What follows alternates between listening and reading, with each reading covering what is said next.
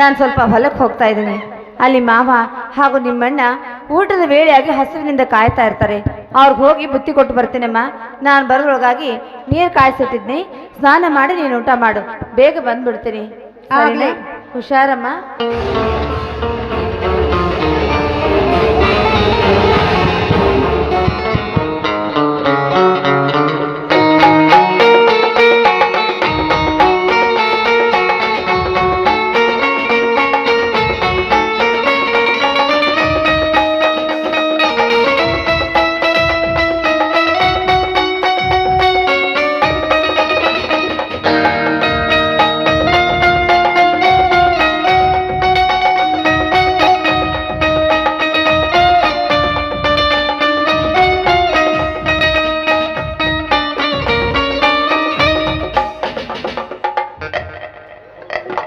ನಾನು ಬಯಸಿದ ಬೆಳದಿಂಗಳ ಬಾಲೆ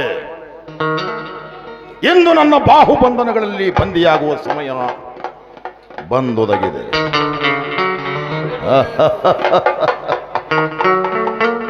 ಸಹನಾಳಂತೂ ತೋಟಕ್ಕೆ ಹೋದಳು.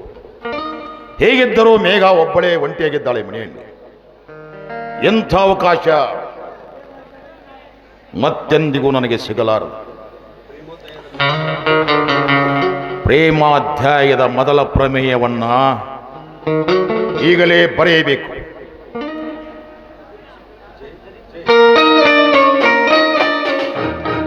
ವಿಜಯ್, ವಿಜಯ್, ಯಾರಿದ್ದೀರಿ ಮನೆಯಲ್ಲಿ? ಯಾರು?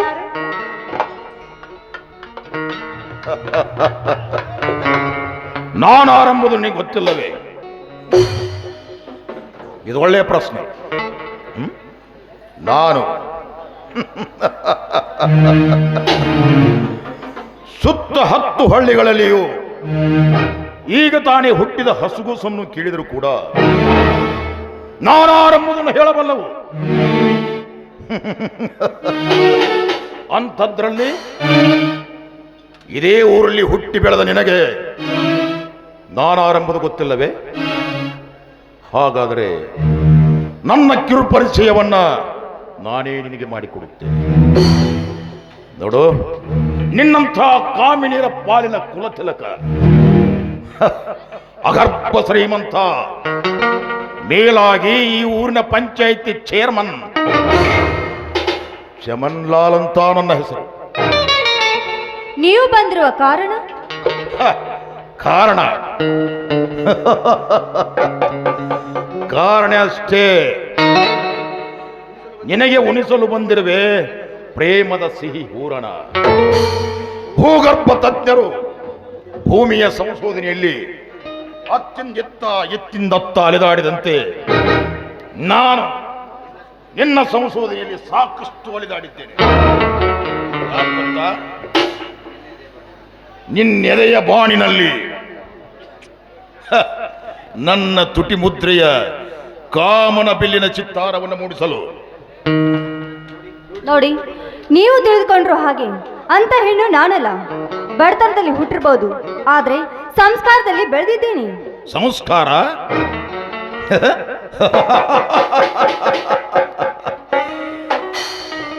ಸಂಸ್ಕಾರವೆಂಬ ಸಗಣಿ ಬುಟ್ಟಿನ ತಲೆಯ ಮೇಲೆ ಹೊತ್ತುಕೊಂಡು ತಿರುಗಿದರೆ ಅದೆಂದಿಗೂ ಈ ತಲೆಗೆ ಕಿರೀಟವಾಗಲಾರದು. ನೋಡು, ನೀನು ನಾನು ಆಡಿಸಿದಂತೆ ಆಡುವ ನನ್ನ ಸೂತ್ರದ ಕೈಗೊಂಬೆಯಾಗಬೇಕು. ನಾನು ಕುಣಿಸಿದಂತೆ ಕುಣಿಯುವ ನಾಟ್ಯ ಮಯೂರು ನೀನಾಗಬೇಕು. ಅಂದಾಗ ನಿನ್ನ ಕನಸಿನ ಸಾಧನೆ ಹಕ್ಕಿಗೆ ನಾ ರೆಕ್ಕೆಯಾಗುವೆ.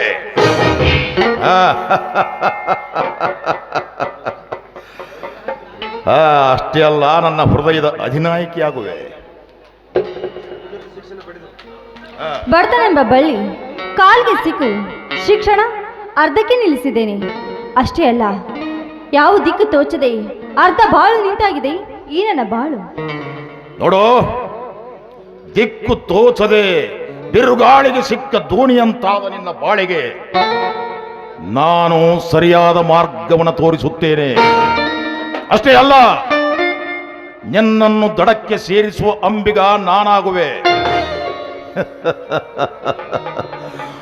ಬಡತನ ಬಡತನ ಎಂಬ ಈ ವಿಧಿಯ ನಾಟಕಕ್ಕೆ ಬಲಿಯಾದ ನೀನು ನಿನಗೆ ತಾನಾಗಿಯೇ ಒಲಿದು ಬಂದಿದೆ ಭಾಗ್ಯದ ನಿಧಿ ಇದು. ಅಂದ ಮೇಲೆ ನನ್ನ ಹೃದಯದ ಅಧಿನಾಯಕಿಯಾಗು. ಅಂದ ಆ ಬಾಹುಬಲಿಗೆ 12 ವರ್ಷಗಳಿಗೊಮ್ಮೆ ಮಹಾಮಸ್ತಕಾಭಿಷೇಕವಾದರೆ ನಾನು ನಿನಗೆ ಪ್ರತಿದಿನ ಪ್ರತಿಕ್ಷಣ ಧನ ಕನಕಾದಿ ಚುಂಬನಗಳಿಂದ ನಿನಗೆ ಮಹಾಮಸ್ತಕಾಭಿಷೇಕ ಅಷ್ಟೇ ಏಕೆ ನಿನ್ನ ಹೃದಯದಲ್ಲಿಟ್ಟು ಪೂಜಿಸುತ್ತೇನೆ. ಸರ್, ಕ್ರೋಧಾಗ್ನಿನ ನಂದಿಸು, ಜೀವನವನ್ನು ಆನಂದಿಸು. ಮೊಗ್ಗು ಅರಳುವ ಮುನ್ನವೇ ಬಾಡಿದರೆ ಅದು ಪರಿಮಳ ಬೀರಲು ಸಾಧ್ಯವೇ? ಅದೆಂದಿಗೂ ಸಾಧ್ಯವಿಲ್ಲ. ನೋಡು ಮೇಘ, ಮರಗಳು ತಮ್ಮ ಹಳೆಯ ಎಲೆಗಳನ್ನು ತ್ಯಾಗ ಮಾಡದೆ ಹೊಸ ಚಿಗುರಿನ ಸೌಂದರ್ಯದ ಸೊಬಗನ್ನ, ಅದರ ರುಚಿಯನ್ನ ಪಡೆಯಲು ಸಾಧ್ಯವೇ ಇಲ್ಲ.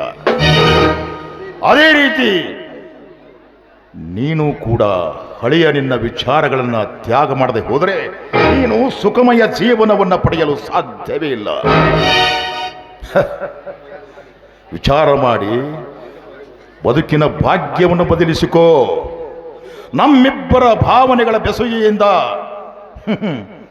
ಈ ನಮ್ಮ ಪ್ರೇಮ ಮತ್ತಷ್ಟು ಗಟ್ಟಿಯಾಗುತ್ತದೆ. ನೀನು ಬಡತನವೆಂಬ ಅಮಾವಾಸ್ಯೆಯ ಕತ್ತಲೆಯ ಕಾರ್ಗತ್ತಲೆಯಲ್ಲಿ ದಾರಿ ಕಾಣದೆ ಬಿದ್ದಿರುವ ನಿನಗೆ ನಾನು ಹುಣ್ಣಿಮೆ ಚಂದ್ರನಾಗಿ ಬೆಳದಿಂಗಳ ಬೆಳಕಾಗಿ ನಿನಗೆ ಹೇಗೆ ಬದುಕಬೇಕು ಎಂಬುವ ದಾರಿಯನ್ನ ನಾನು ನಿನಗೆ ತೋರಿಸುತ್ತೇನೆ. ನಾನೇನ್ ಮಾತಾಡ್ಬೇಕು ನನಗೊಂದು ಅರ್ಥವೇ ಆಗ್ತಾ ಇಲ್ಲ.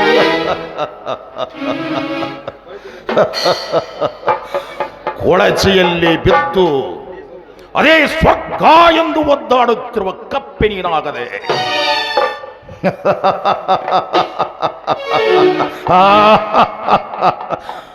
ಸಮುದ್ರದ ಸೌಂದರ್ಯವನ್ನು ಸವಿಯುವ ಮೀನ ನೀನಾಗದೆ. ನೋಡು ಮೇಘ, ಎಷ್ಟೋ ಸುರಸುಂದರಿಯರು ತಮ್ಮ ಸೌಂದರ್ಯದಿಂದಲೇ ಇಡೀ ಸಾಮ್ರಾಜ್ಯವನ್ನೇ ಗೆದ್ದ ಇತಿಹಾಸ ಈ ಭಾರತ ದೇಶದಲ್ಲಿದೆ. ಅಂದ ಮೇಲೆ ಈ ಜೀವನ 3 ದಿನ ಇರುವುದರೊಳಗೆ ಎಲ್ಲವನ್ನ ಅನುಭವಿಸಬೇಕು. ನೋಡು ಮೇಘ, ನಿನಗಾಗಿ ಒಂದು ಮೊಬೈಲ್ ತಂದಿದ್ದೇನೆ. ಇದು ಐಫೋನ್. ಇದರ ಬೆಲೆ ಕೇವಲ 1,50,000 ರೂಪಾಯಿ.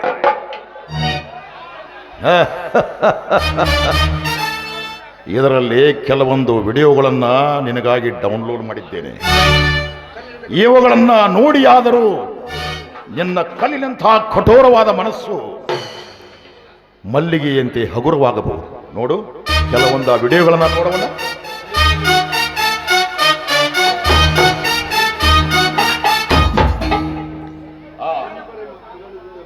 ಆ ವಿಡಿಯೋಗಳನ್ನು ಸ್ವಲ್ಪ ಆದರೂ ವೀಕ್ಷಿಸಿದೆಯಲ್ಲ. ನಮ್ಮಿಬ್ಬರ ಮೊದಲ ಮಿಲನದ ಸಾಕ್ಷಿಗಾಗಿ ನಿನಗೆ ಕೆಲವೊಂದು ವಿಡಿಯೋಗಳನ್ನು ಡೌನ್ಲೋಡ್ ಮಾಡಿದ್ದೇನೆ. ಅವುಗಳನ್ನು ನೋಡು, ಆನಂದಿಸು. ಅವಾಗ ನಿನ್ನ ಹೃದಯ ಮಲ್ಲಿಗೆಯಂತೆ ಹಗುರವಾಗಬಹುದು ಎಂದು ನಾನು ಭಾವಿಸಿದ್ದೇನೆ.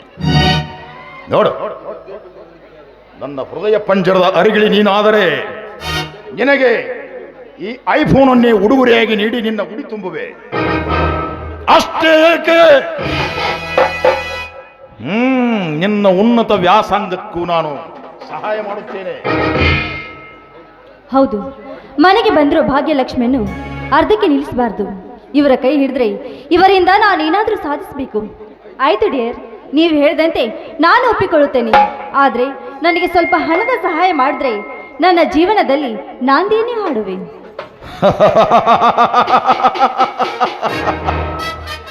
ಆರಂಭದ ನಾಂದಿಯಿಂದ ಹಿಡಿದು ಅಂತ್ಯದ ಮಂಗಳವರೆಗೂ ಹಾಡುತ್ತೇನೆ. ಈ ನಿನ್ನ ಒಪ್ಪಿಗೆ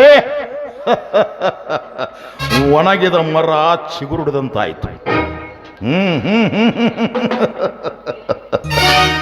ಅಷ್ಟೇ ಏಕೆ, ಹೆದರಬೇಡ. ನೀನು ಯಾವುದಕ್ಕೂ ಹೆದರಬೇಡ.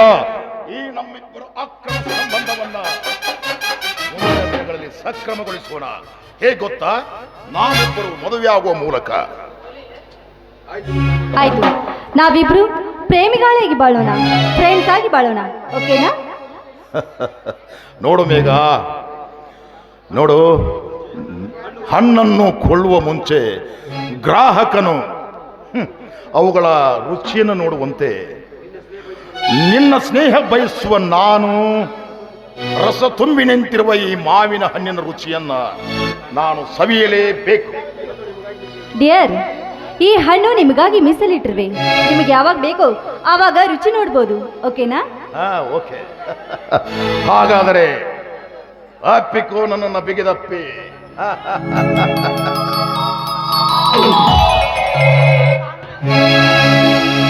ಕವಿ ಕಾಳಿದಾಸನ ಓ ನನ್ನ ಶಕುಂತಲೆ, ಕವಿ ಕಾಳಿದಾಸನ ಓ ನನ್ನ ಶಾಕುಂತಲೆ, ಓ ನನ್ನ ಶಾಕುಂತಲೆ, ಓ ನನ್ನ ಶಾಕುಂತಲೆ, ಓ ನನ್ನ ಶಕುಂತಲೆ, ಓ ನನ್ನ ಶಾಕುಂತಲೆ.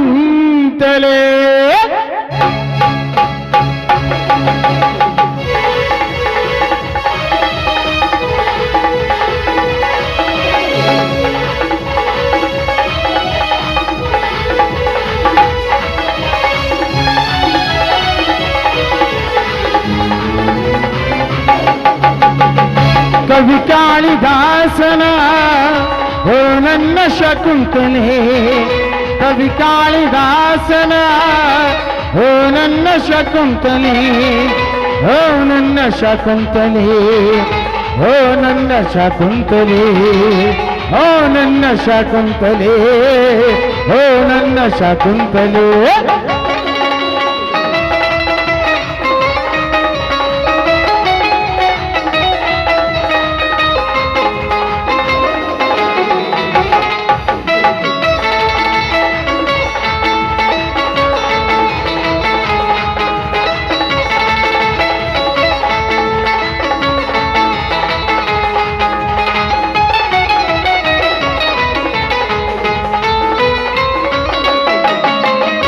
ನನಗಾಗಿಯ ದೈವ ನಿನ್ನ ಪಡೆದೆ ನನ್ನಲ್ಲೇ, ನನಗಾಗಿಯ ದೈವ ನಿನ್ನ ಪಡೆದೆ ನನ್ನಲ್ಲೇ, ಈ ಜೀವ ನಿನಗಾಗಿ, ಈ ಹೃದಯ ನಿನಗಾಗಿ, ಈ ಜೀವ ನಿನಗಾಗಿ, ಈ ಹೃದಯ ನಿನಗಾಗಿ.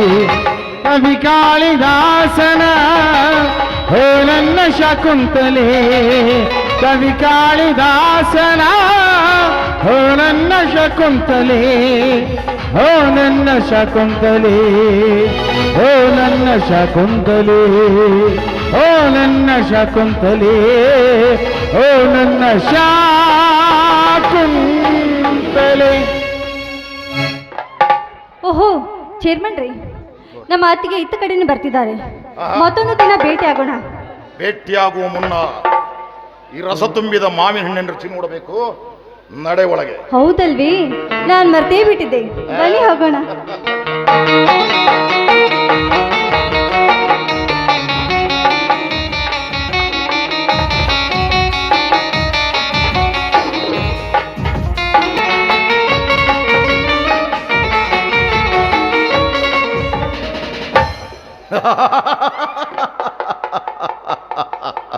ಆಹಾ,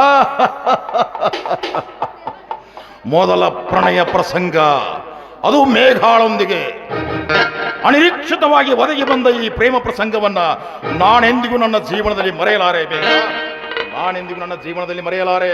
ಹೌದೇ ಚೇರ್ಮನ್ ರೀ, ಅತ್ತಿಗೆ ಬರ್ತಿದ್ದಾಳೆ, ಬೇಗ ಹೊರಡ್ತೀರಾ? ಓಕೆ, ಅದನ್ನು ನಾನು ಬಲ್ಲೆ. ನಿಮ್ಮತ್ತಿಗೆ ಮೇಘ ಆ ಕಡೆಯಿಂದ ಸಹನಾ ಆ ಕಡೆಯಿಂದ ಬರ್ತಾ ಇದ್ದಾಳೆ. ಬರಲಿ, ಅವಳು ಬರುವುದರೊಳಗಾಗಿ ನಾನು ಇಲ್ಲಿಂದ ಕಾಲ್ ಕಳುವೆ. ಯಾಕೆ ಗೊತ್ತಾ? ರೆಡ್ ಹ್ಯಾಂಡ್ ಆಗಿ ಅವಳ ಕೈಯಲ್ಲಿ ಸಿಕ್ಕಿ ಬಿದ್ದರೆ ನಮಗಿಬ್ಬರಿಗೂ ತೊಂದರೆ. ಅದಕ್ಕಾಗಿ ನಾನು ಗುಡ್ ಬೈ. ಬಾಯ್.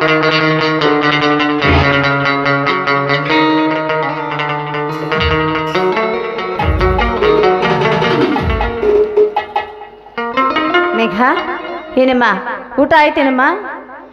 ದನ ತಿನ್ನುವ ಕೂಳು ಮಾಡಿದ್ಯಾ? ಊಟ ಆಯ್ತು ಅಂತ ಕೇಳಿದ್ರೆ ಏನಂತ ಹೇಳ್ಬೇಕು? ನೋಡತ್ತಿಗೆ, ಸರಿಯಾಗಿ ಅಡಿಗೆ ಮಾಡೋದಾದ್ರೆ ಮಾಡಿ, ಇಲ್ಲವಾದ್ರೆ ಹಾಗೆ ಬಿಟ್ಟು ಬಿಡಿ. ಬಿಟ್ಟಿ ಕೂಳು ತಿಂದು ಈ ನನ್ನ ಮೈ ಎಲ್ಲ ಅಜೀರ್ಣವಾಗ್ತಾ ಇದೆ. ಹಾಗಿತ್ತೇನಮ್ಮ ನಾನು ಮಾಡಿದ ಅಡುಗೆ? ಮೇಘ, ಕ್ಷಮಿಸಮ್ಮ. ಇನ್ನು ಮುಂದೆ ನಿನಗೆ ಹೇಗೆ ಇಷ್ಟ ಆಗುತ್ತೋ ಹಾಗೆ ಅಡುಗೆ ಮಾಡಿ ಹಾಕ್ತೀನಿ, ಸರಿನಾ?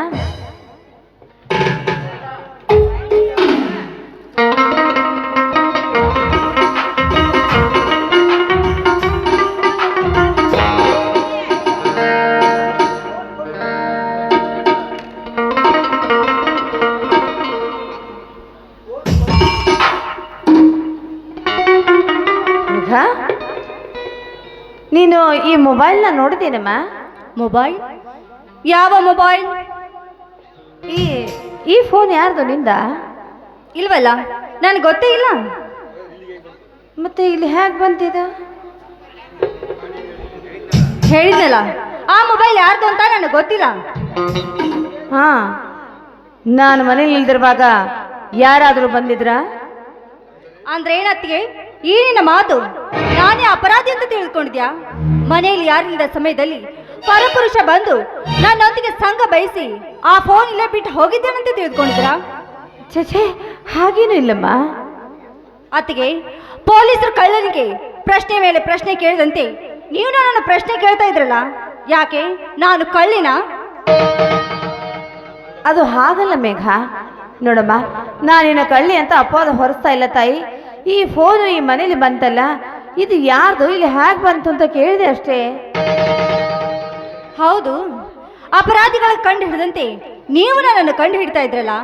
ಕಾಮಾಲೆ ಆದ ಕಣ್ಣಿಗೆ ಕಾಣುವುದೆಲ್ಲ ಹಳದಿಯಂತೆ. ಮಾಡೋ ಎಲ್ಲ ತಪ್ಪು ನೀವೇ ಮಾಡಿರ್ಬೋದು, ಅದಕ್ಕೆ ಮತ್ತೆ ಈ ಮಾತನ್ನು ನನಗೆ ಹೇಳ್ತಾ ಇದ್ದೀರಾ? ಏನಮ್ಮ ಇದು? ನನ್ನ ಮೇಲೆ ಅಪವಾದ ಹೊರಿಸ್ತಾ ಇದೆಯಾ? ಹೌದು, ಮತ್ತೆ ತೋಟದಿಂದ ಬರುವಾಗ ಯಾರೋ ಒಬ್ಬ ಪರಪುರುಷನೊಂದಿಗೆ ಚಕ್ಕಂದ ಹೊಡೆದಿರ್ಬೇಕು. ಅದಕ್ಕೆ ಅವನು ಈ ಫೋನ್ ನಿಮ್ಗೆ ಗಿಫ್ಟ್ ಆಗಿ ಕೊಟ್ಟಿರ್ಬೇಕು. ಮೇಘ, ಏನೇ ಅಂತ ಇದೆಯಾ ನೀನು? ನಾನು ಪರಪುರುಷನ ಕಣ್ಣೆತ್ತಿ ನೋಡೋದೆ? ಶಿವ,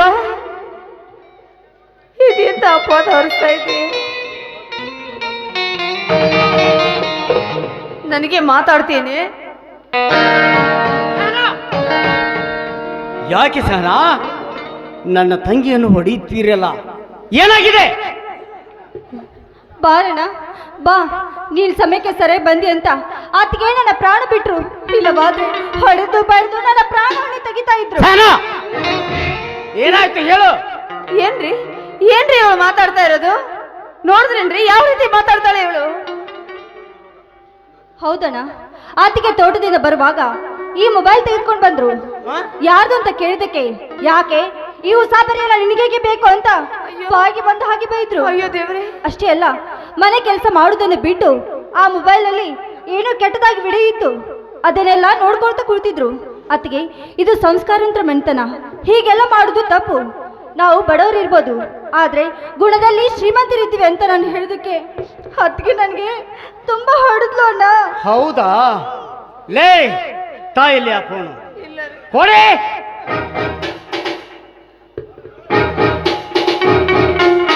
ಹೌದಲ್ಲೇ ಕಳಂಕಿನಿ, ಪಕ್ಕದಲ್ಲಿ ಪತಿ ಇದ್ದರೂ ಪರಪುರುಷನ ಫೋನನ್ನು ಕದ್ದು ತಂದು ಅಶ್ಲೀಲ ವಿಡಿಯೋ ನೋಡುತ್ತಿರುವ ಕಾಮಿನಿ. ಸ್ವಾಮಿ, ದಯಮಾಡಿ ನಿಲ್ಲಿಸಿ. ಅಲ್ಲ, ನಾನು ಹೇಳೋದನ್ನ ಪೂರ್ತಿಯಾಗಿ ಕೇಳಿ ಆದ್ರೆ ಕೇಳಿ. ಈ ಫೋನು ಸತ್ಯ ಮಾಡಿ ಹೇಳ್ತಾ ಇದ್ದೀನಿ, ನನಗೆ ಗೊತ್ತಿಲ್ಲ ರೀ ಯಾರ್ದು ಅಂತ. ನಿಜವಾಗ್ಲೂ ನನಗೆ ಗೊತ್ತಿಲ್ಲ. ಯಾಕಣ್ಣು ಹೊಡೆಯುತ್ತಪ್ಪ ಸೊನಾಳನು? ಅಪ್ಪ, ಅವಳನ್ನೇ ಕೇಳಿಯಪ್ಪ ಹೇಳುತ್ತಾಳೆ. ಏನಮ್ಮ ಮನೆಯಲ್ಲಿ ಮಹಾಭಾರತ ಇದು? ಮಾವ ಕಳಂಕ, ಮಾವ ಕಳಂಕ. ಪತಿಯೇ ಪರದೈವ ಅಂತ ನಂಬಿ ಸದಾ ಅವರ ಪಾದ ಪೂಜೆ ಮಾಡು ನನಗೆ ಹೊರ ಹಾಕ್ಬೇಕು ಅಂತ ಕಳಂಕ ಹೊರಿಸ್ತಾ ಇದ್ದಾರೆ ಮಾವ ಇವರು. ವಿಜಯ, ಯಾವ ಕಳಂಕದ ಹೊರೆಯನ್ನು ಹೊರಿಸಿದಪ್ಪ ಇವಳ ಮೇಲೆ? ಛೀ, ಯಾವ ರೀತಿ ಹೇಳಲಿ ಅಪ್ಪಾಜಿ, ಯಾವ ರೀತಿ ಹೇಳಲಿ? ಮನೆಯಲ್ಲಿ ಗಂಡನಿದ್ದರೂ ತಿಂಡಿಗಾಗಿ ಮಿಂಡನಿಗೆ ಸೆರಗು ಹಾಸಿ ಬಂದ ಕಳಂಕವಪ್ಪ. ಸೆರಗು ಹಾಸಿ ಬಂದ ಕಳಂಕ ಅಪ್ಪಾಜಿ. ವಿಜಯ, ಪ್ರತ್ಯಕ್ಷ ಕಂಡರು ಪ್ರಮಾಣಿಸಿ ನೋಡಬೇಕಪ್ಪ. ಹೌದೇನು ಅಪ್ಪಾಜಿ? ಅಪ್ಪಾಜಿ ಅಪ್ಪಾಜಿ ನೋಡಿ, ಈ ಫೋನ್ನಲ್ಲಿರುವ ಅಶ್ಲೀಲ ವಿಡಿಯೋಗಳನ್ನಾದರೂ ನೋಡಿ ಆವಾಗಲಾದರೂ ಸತ್ಯ ಗೊತ್ತಾಗುತ್ತದೆ.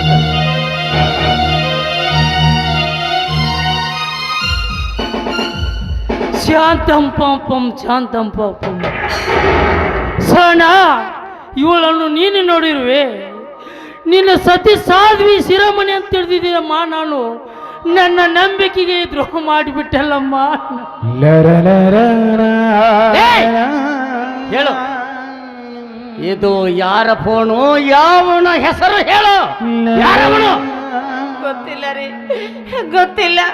ಗೊತ್ತಿರದ ವಿಷಯ ಹೇಳು ಅಂದ್ರೆ ನಾನೇನಂತ ಹೇಳಿ? ಗೊತ್ತಿಲ್ಲ ಅಲ್ವಾ? ತಾಳು.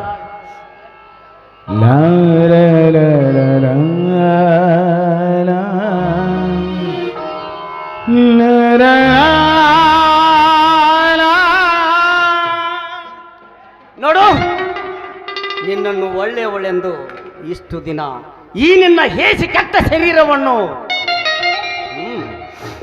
ಅಪ್ಪಿ ಮುದ್ದಿಟ್ಟು ಚೀತ್ಕರಿಸಿ, ಜೇಂಕರಿಸಿ, ಮುದ್ದಿಸಿ, ಶೃಂಗರಿಸಿ, ಸತ್ಕರಿಸಿ ಈ ನಿನ್ನ ಹೇಸಿ ದೇಹವನ್ನು ಅನುಭವಿಸಿದ ಕಹಿ ನೆನಪಿಗೋಸ್ಕರವಾಗಿ ಇನ್ನೂ ಒಂದೇ ಒಂದು ಅವಕಾಶ ಕೊಡುತ್ತೇನೆ.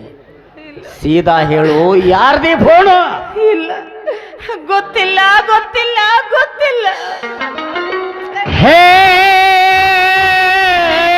ವಿಜಯ, ಮೊದಲು ನನ್ನ ಹೊಡೆಯಪ್ಪ, ಮೇಲೆ ಅವಳನ್ನು ಹೊಡೆಯುತ್ತಿದ್ದೆ. ಇಲ್ಲಪ್ಪ, ಈ ಕಳಂಕಿನಿಗೊಂದು ಗತಿ ಕಾಣಿಸುತ್ತೇನೆ. ಹೇಳೋ, ಯಾರದೇ ಫೋನು?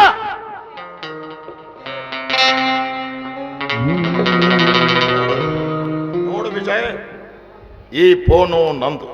ಚೇರ್ಮನ್ ರೀ, ಈ ಫೋನ್ ನಿಮ್ದಾ? ಹೌದು ಶಂಕರಪ್ಪನವರೇ, ಈ ಫೋನ್ ನಂದು. ಹಾಗಾದರೆ ಈ ಫೋನ್ ನಮ್ಮಣ್ಣಿಗೆ ಹೇಗೆ ಬಂದಿ? ನೋಡಿ ಶಂಕರಪ್ಪನವರೇ, ನಾನು ಬೆಳಗಿನ ವಾಯುವಿಹಾರಕ್ಕೆಂದು ಈ ಪರಮೇಶಿಯನ್ನ ಕರೆದುಕೊಂಡು ಹೋಗಿದ್ದೆ. ಸ್ವಲ್ಪ ವಿಶ್ರಾಂತಿಗಾಗಿ ಬಸ್ ಸ್ಟ್ಯಾಂಡ್ನಲ್ಲಿ ಇಬ್ಬರು ಕೂತಿದ್ದೆವು. ಅದೇ ವೇಳೆಗೆ ಈ ನಿನ್ನ ಮುದ್ದಿನ ಸೊಸೆ ಸಹನ ತೋಟದ ಕಡೆಗೆ ಹೊರಡುತ್ತಿದ್ದಳು. ನನ್ನ ಕೈಯಲ್ಲಿದ್ದ ಮೊಬೈಲನ್ನು ನೋಡಿ, ನಮ್ಮ ಮನೆಯವರಿಗೆ ಸ್ವಲ್ಪ ಫೋನ್ ಮಾಡಬೇಕಾಗಿದೆ, ಅದಕ್ಕಾಗಿ ಫೋನ್ ಕೊಡಿ ಎಂದಳು. ಏನೋ ನಾನು ಮಿತ್ರನ ಮಡದಿ, ನನಗೆ ತಂಗಿಯ ಸಮಾನ ಇವಳು ಅಂತ ತಿಳಿದು ಭಾವಿಸಿ ನಾನು ಫೋನನ್ನು ಕೊಟ್ಟೆ. ಆವಾಗ ಇವಳು ಯಾವುದೋ ಪರಪುರುಷನೊಂದಿಗೆ ಮಾತಾಡ್ತಾ ಅಲ್ಲಿ ಹಾಗೇ ತೋಟಕ್ಕೆ ಹೋಗಿಬಿಟ್ಟು, ನಾನು ಆವಾಗ ಪರಸ್ತ್ರೀಯರನ್ನ ಜನರ ಮಧ್ಯದಲ್ಲಿ ಮಾತನಾಡಿಸಬಾರದೆಂದು ಸುಮ್ಮನಾದೆ. ಹೇಗಿದ್ದರೂ ಸಾಯಂಕಾಲ ನನ್ನ ಮಿತ್ರ ವಿಜಯ್ ಫೋನನ್ನು ತಂದು ಕೊಡುತ್ತಾನೆಂದು ನಾನು ಸುಮ್ಮನಾದೆ. ಸಣ್ಣ, ಇವ್ರು ಹೇಳ್ತದ ನಿಜ ಹೇಳಮ್ಮ. ಇಲ್ಲ ಮಾವ, ಇದೆಲ್ಲ ಸುಳ್ಳು. ಇವ್ರು ಹೇಳ್ತಾ ಇರ್ತಾನೆ ಯಾವ್ದು ನಂಬೇಡಿ. ಇವ್ರು ಯಾವಾಗ ಭೇಟಿ ಆದ್ರೆ ನಾನೆಲ್ಲಿ ಹೋಗಿಲ್ಲ, ಇವರನ್ನ ನೋಡ ಇಲ್ಲ. ಇವ್ರು ಸುಳ್ಳು ಹೇಳ್ತಾ ಇದ್ದಾರೆ. ನನ್ನ ನಂಬಿ ಮಾವ, ನನ್ನ ನಂಬಿ. ಸಹನ, ಈ ರೀತಿ ಸುಳ್ಳು ಹೇಳುವುದು ಹೆಣ್ಣಿಗೆ ಶೋಭೆ ತರುವುದಿಲ್ಲ. ಈ ರೀತಿ ಸುಳ್ಳು ಹೇಳಬಾರದು. ಅಕಸ್ಮಾತ್ ನಾನು ಹೇಳಿದ್ದು ಸುಳ್ಳಾಗಿದ್ದರೆ, ನಿಮಗೆ ಹಾಗೆ ಅನಿಸಿದರೆ, ಈ ನಮ್ಮ ಕುಂಟ ಪರಮೇಶಿ ಸೆಕ್ರೆಟರಿನಾದರೂ ಕೇಳಿ ನೋಡಿ. ಅವನ ಜನ್ಮಕ್ಕ ಬೆಂಕಿ. ಹೌದ್ರಿ ಹಿರಿಯರ, ಇಲ್ಲೇನಲ್ರಿ ಇವ ನಮ್ ಚೇರ್ಮನ್, ಇವ ಸತ್ಯ ಹರಿಚಂದ್ರ ಮೊಮ್ಮಾಗಿದ್ದಂಗ್ರಿ. ಇವ್ ಮಣಿ ಬರ್ಯಾಕ ನಂಬರ್ 1 ರೀ. ಇವ್ ಹೇಳಿದ್ದೆಲ್ಲ ಖರೇನರಿ. ನೋಡಿ ವಿಜಯ್, ನಮ್ಮ ಜಿಲ್ಲಾಧಿಕಾರಿಗಳು ನನಗೆ ಗೂಗಲ್ ಮೀಟ್ನಲ್ಲಿ ಮೀಟಿಂಗ್ ಕರೆದಿದ್ದಾರೆ. ಅರ್ಜೆಂಟ್ ಆಗಿ ನಾನು ಆ ಮೀಟಿಂಗ್ ಅಟೆಂಡ್ ಮಾಡಬೇಕಾಗಿದೆ. ನಾನು ಬೆಳಗಾವಿಗೆ ಹೋಗಬೇಕಾಗಿದೆ. ಯಾಕಂದರೆ ಗ್ರಾಮ ಪಂಚಾಯಿತಿ ಅಧ್ಯಕ್ಷರುಗಳ ಎಲ್ಲ ಮೀಟಿಂಗನ್ನು ಬೆಳಗಾವಿಯಲ್ಲಿ ಕರೆದಿದ್ದಾರೆ. ಅರ್ಜೆಂಟ್ ಹೋಗಲೇಬೇಕು. ನನ್ನ ಫೋನ್ ನನಗೆ ಕೊಡಿ.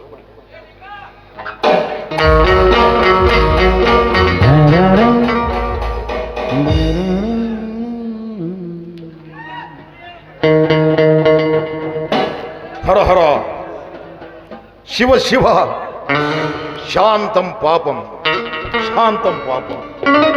ಆ? ಎಂಥ ಕೆಟ್ಟ ವಿಡಿಯೋಗಳು ಇವು. ನನ್ನ ಜೀವನದಲ್ಲಿ ಎಂಥ ಕೆಟ್ಟ ವಿಡಿಯೋಗಳು ನಾನು ನೋಡೇ ಇಲ್ಲ.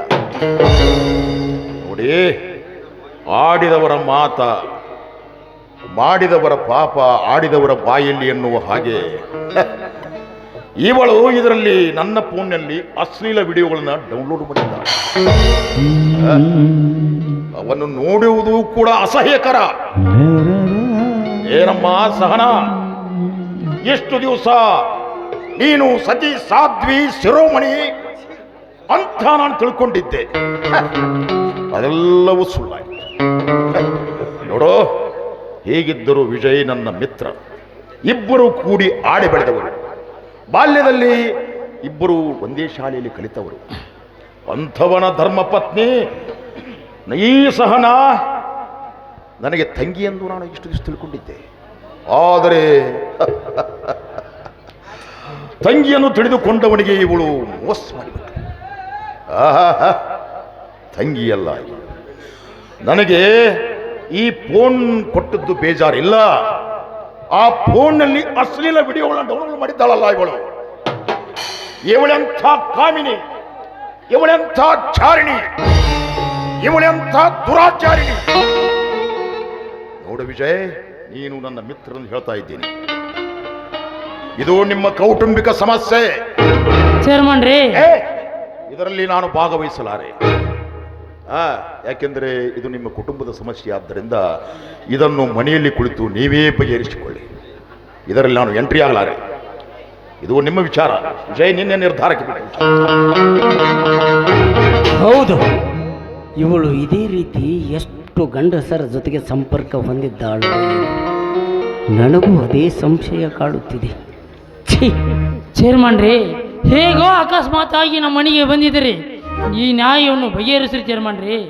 ನೋಡಿ ಶಂಕರಪ್ಪನವರೇ, ಇದು ಊರಿನ ಸಮಸ್ಯೆಯಾಗಿದ್ದರೆ ನಾನು ಗ್ರಾಮ ಪಂಚಾಯಿತಿ ಅಧ್ಯಕ್ಷನಾಗಿ ಪಂಚಾಯಿತಿಯಲ್ಲಿ ಕುಳಿತು ಈ ಸಮಸ್ಯೆಯನ್ನು ಬಗೆಹರಿಸ್ತಾ ಇದ್ದೆ. ಆದರೆ ಇದು ಹಾಗಲ್ಲ, ಇದು ಹಾಗರದ ಸಮಸ್ಯೆ. ಆದ್ದರಿಂದ ಇದನ್ನು ನೀವು ಪಂಚಾಯಿತಿಗೆ ತಂದರೆ ಇಲ್ಲಿರುವ 4-6 ಜನಕ್ಕೆ ಗೊತ್ತಿದ್ದ ಈ ವಿಷಯ ಅಲ್ಲಿ 100 ಜನರಿಗೆ ಗೊತ್ತಾಗಿ ನಿಮ್ಮ ಮನೆತನದ ಮಾನ ಗೌರವ ಮಣ್ಣು ಪಾಲಾಗುವುದು. ಆದ್ದರಿಂದ ನಾನು ನಿಮ್ಮ ಒಳಿತಿಗಾಗಿ ಹೇಳುತ್ತಿದ್ದೇನೆ. ವಿಜಯ್, ಈ ವಿಷಯವನ್ನ ನೀವೇ ನಿಮ್ಮ ಮನೆಯಲ್ಲಿ ಕುಳಿತುಕೊಂಡು ತಂದೆ, ಮಗ, ಸೊಸೆ ಹಾಗೂ ನಿಮ್ಮ ಮಗಳು ಮೇಘ ಇದ್ದಾಳಲ್ಲ, ಅವಳು ಕೂಡಿ ಬಗೆಹರಿಸಿಕೊಳ್ಳಿ. ನೋಡಿ, ನೀವೇ ವಿಚಾರ ಮಾಡಿ. ನೋಡು ವಿಜಯ, ಮುತ್ತಿನ ಸರ ಹರಿದರು ಅದೇ ಮುತ್ತು ಒಂದು ಸರ ಮಾಡಲಾಗುತ್ತದೆ.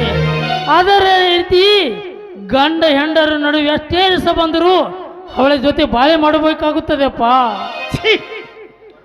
ಅಪ್ಪಾಜಿ, ಪರಪುರುಷನ ಪೋಣಿನ ಸಿಹಿ ಇರುವ ಈ ದುಷ್ಟ ಹೆಂಗಸಿನ ಜೊತೆಗೆ ನಾನು ಬಾಳ್ವೆ ಮಾಡಲ್ಲ. ಇದೇ ನನ್ನ ಕೊನೆಯ ನಿರ್ಧಾರ ಅಪ್ಪಾಜಿ. ನೋಡಿ, ಇವಳು ನಮ್ಮ ಮನೆಯನ್ನು ಬಿಟ್ಟು ಎಲ್ಲಿಯಾದರೂ ಭಿಕ್ಷೆ ಬೇಡಿ ಬದುಕಿ ಹಾಳಾಗಿ ಹೋಗಲಿ.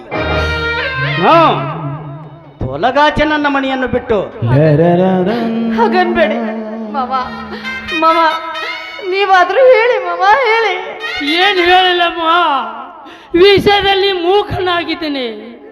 ಈ ನಿನ್ನ ಕಣ್ಣಿದ್ದು ಕುರುಡನಾಗಿದ್ದೇನೆ.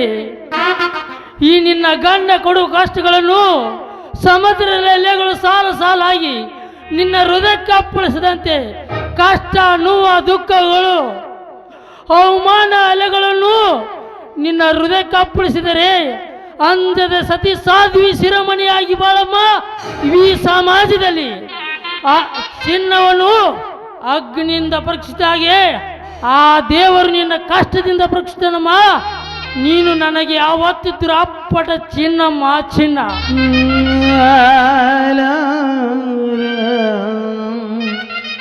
ಮಾವ, ಹೌದು ಮಾವ, ಇಂಥ ಅಪವಾದನ ಹೊತ್ತು ಬಂದು ಬಳಗದ ಮಧ್ಯ ತಲೆ ಎತ್ತಿ ಬದುಕುವುದಾದ್ರೂ ಹೇಗೆ?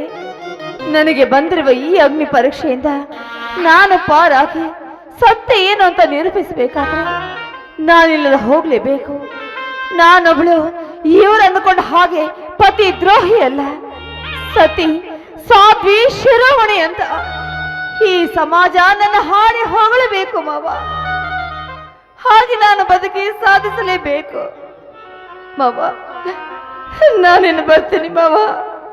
ಅಯ್ಯೋ ದೇವ.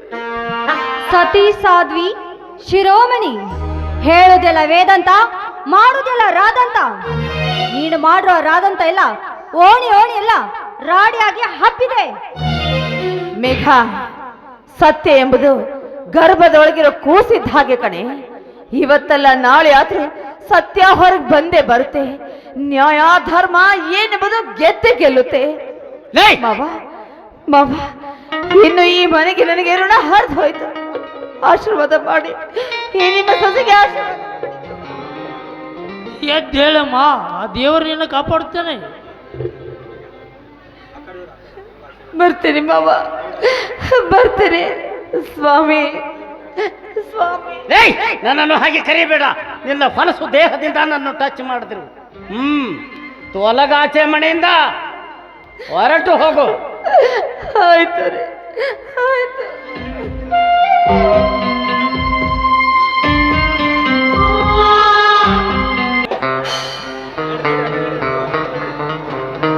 ಬನ್ನಿ ಅಪ್ಪಾಜಿ, ಒಳಗಡೆ.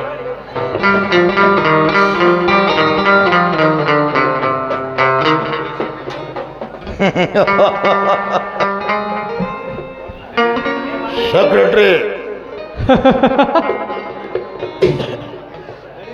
ಮತ್ತೆ ನೋಡುತ್ತಿರುವ ಮಗನೇ. ಹಚ್ಚಿರ್ಲೆ ಬೆಂಕಿ. ಆ ಇನ್ನೇ ಎಷ್ಟು ಮನಿ ಮುರಿಬೇಕಂತ ಮಾಡ್ರಿ? ಏ ಮಗನ, ಇನ್ನ ಬಹಳದ ಕೆಲಸ. ಹಾ ಏನ ಹಾ ರೀ. ನಿನ್ನ ಮಗಳು ಹೆಂಗದಾಳಲ್ಲಿ? ಏ ಒಳ್ಳೆ ಬರ್ತೀವಿ ಚೇರ್ಮನ್, ನನ್ನ ಮಗಳಿಗೆ ಬರ್ತೀವಲ್ಲ ಅಪ್ಪ. ಈಗ ಎಷ್ಟು ಮನಿ ಮುರಿದೆ? ಈಗ ಒಂದು ಮನಿ ಮುರಿದೆ. ಹಾ, ಮತ್ತೆ ಅವನ ಮಗಳನ್ನ ಹೊಡೆದೆ. ನಿಂದು ಭಾಳ ತಿಂಡಿನ ಐತಪ್ಪ ಚೇರ್ಮನ್.